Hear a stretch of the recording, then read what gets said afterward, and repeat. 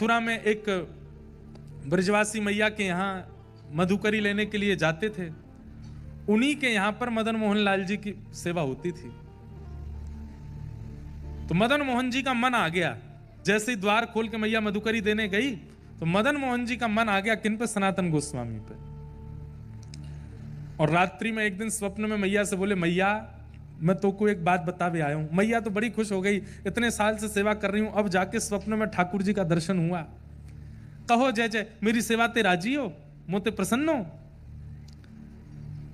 ठाकुर जी बोले, हाँ मैया मैं बहुत प्रसन्न हूं, एक बात बतावे आया हूं। बोले कहा? बोले कछु दिना में आप प्रस्थान करवे वारी हो। मैया बोली, ये बताने स्वप्न में आए हो आप?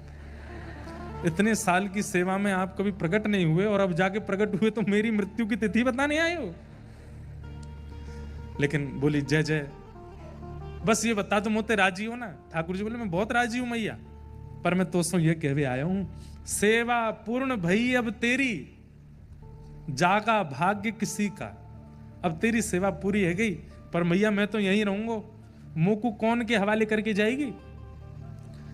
मैया बोली, आपने कोई चुन लियो है? बोले हाँ चुन लियो। बोले कौन? बोले सुबह बाबा आवे मधुकरी मांगवे। ब्रजभाषा समझ रहे हैं ना आप लोग? ठाकुर जी बोले, बाबा आवे मधुकरी मांगवे। बोले हाँ। वही बाबा मुंह को बढ़िया लग गो, वही दे दे, मुझे वही के पास जाऊंगा। अगले दिन जब सनातन गोस्वामी आए तो मैया ने मधुकरी देते ही कहा, बाबा मेरे ठाकुर जी स्वप्न में आके कह के गए आपसे सेवा करानी है। बाबा ने ठाकुर जी को देखा, भीतर मंदिर में विराज रहे थे घर में। बोले, मैया आपके ठाकुर जी को देख करके मुझे इतना सुख मिलता है, सोने का मुकुट पहनते हैं, क्या जड़ी के वस्त्र पहनते हैं, 56 भोग लगाते हैं, छोटी सी कुटिया में रहता हूं, एक टिक्कर बना करके मधुकरी की पाता हूं, 22 घंटा भजन करता हूं 24 घंटे में से, और बचे हुए 2 घंटे में शयन करना, स्नान करना, शौच करना, सब कुछ 2 घंटे में।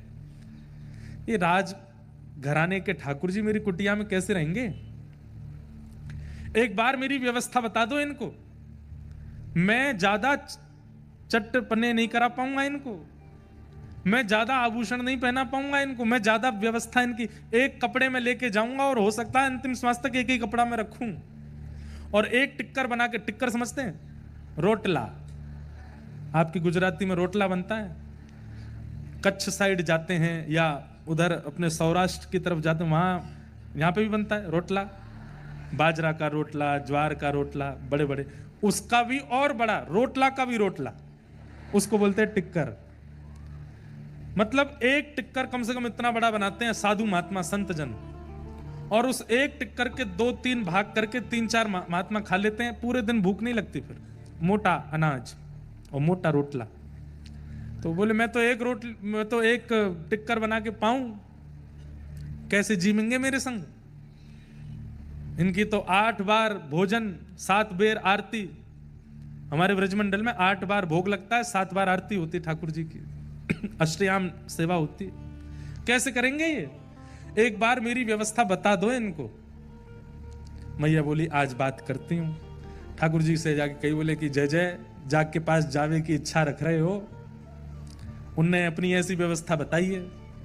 रात्रि में मैया सो गई, ठाकुर जी फिर से सपने में आए, बोले मैं राजी हूं, मुझे जरूरत ना है, पर मोकू वही के पास जानो है। सोचिए आप कितनी व्यवस्था करते हैं, उससे ठाकुर जी नहीं रीझते, पर आप जो भी व्यवस्था करते हैं कितने उत्साह से करते हैं, उससे ठाकुर जी रीझते हैं। सनातन गोस्वामी जी को ठाकुर जी की सेवा में रुचि है, पर सेवा से ज्यादा नाम में रुचि। 22 घंटे भजन करते हैं वो, 22। हमारे वृंदावन में आज भी ऐसे कई महात्मा हैं, 22 घंटे भजन करते हैं, केवल नाम जपते रहते हैं। हमारे गोवर्धन में एक महापुरुष थे, महाराज जी थे, आप में से जो यहाँ बड़े सब बैठे हैं हमारे बड़ोदरा के, हो सकता है उन्होंने उनका नाम भी सुना हो, दर्शन भी किया हो। परम पूजनीय प्रातः स्मरणीय श्री ठाकुरदास बाबा, मैंने अंतिम समय में उनका दर्शन किया, जब वो निकुंज में प्रवेश कर रहे थे, उससे पहले किया, तब उठ भी नहीं पाते थे। उस समय मैं दर्शन करने का संपर्क नहीं था, पर ठाकुर जी ने चुन लिया। अगले दिन जब सनातन गोस्वामी आए तो मैया ने अपने ठाकुर जी दे दिए, बोले ले बाबा लेके जाओ ठाकुर जी को। गोदी में लेकर के नृत्य करने लगे, आंसू तो आने लगे। बोले जय जय, मैंने आपको नहीं, आपने मुझको स्वीकार किया है, चलो महलन से कुटिया में लेके चलूं। और यमुना जी के तट विश्राम घाट पर छोटी सी कुटिया, उसमें लेकर के ठाकुर जी को आए, एक कोने में बैठा दिया। उत्साह में तो बहुत थे, क्या क्या करूं पर आता नहीं है कुछ भी, तो एक चौकी पर ठाकुर जी बैठा दिए, एक कपड़ा से ढक दिए, मोटा टिक्कर बनाया ठाकुर जी के लिए। टिक्कर बना के बोले जय जय, जय पाऊं मैं तो। और हमारे लिए कोई सब्जी नहीं है, साग नहीं है, नमक नहीं है और कुछ मिर्च नहीं है, ये व्रज रज ही टिक्करों में लग जाती है, यही सब पूर्ण कर देती है। प्रेम से पाओ, स्वागत है आपका मेरी कुटिया में। 4-5 दिन सेवा को हो गए और टिक्कर का भोग लगाने के बाद 22 घंटा के भजन में चले जाते सनातन गोस्वामी।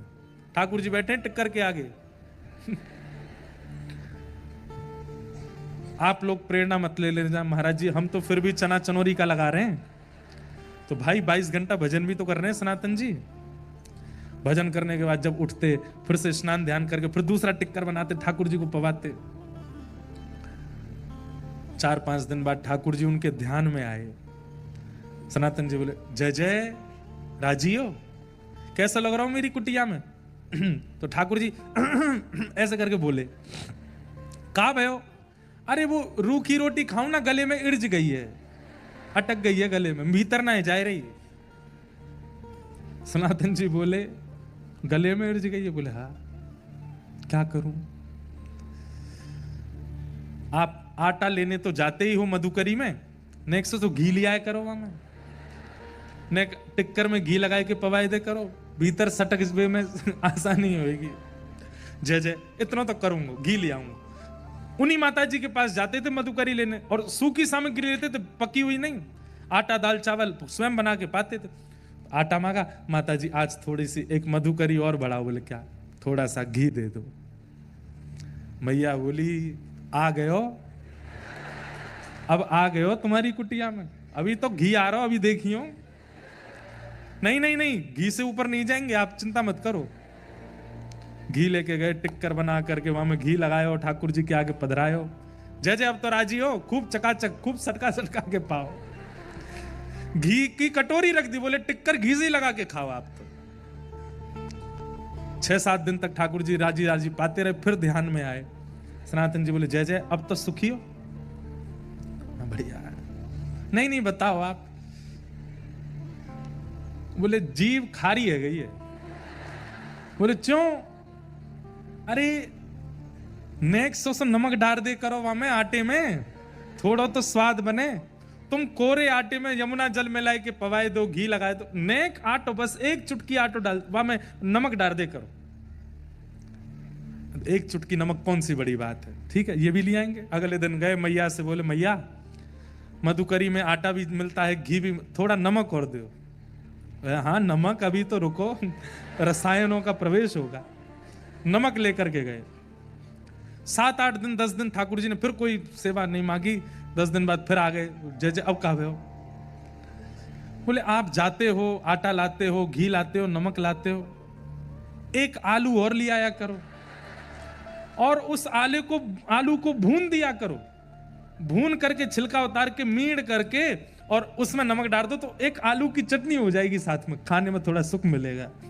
सनातन गोस्वामी जी ने ठाकुर जी उठाए, लेके मैया के पास गए, बोले धरो या को भीतर। वो ये तो 56 भोग मंगा रहे मेरी कुटिया में। जैसे ही मैया को देने लगे, मूर्तिमंत ठाकुर जी चैतन्य हो गए, प्रकट हो गए, सनातन जी के हृदय लग गए। बोले रहूंगा तो आपके संग ही, कहीं नहीं जाऊंगा, रहूंगा आपके पास।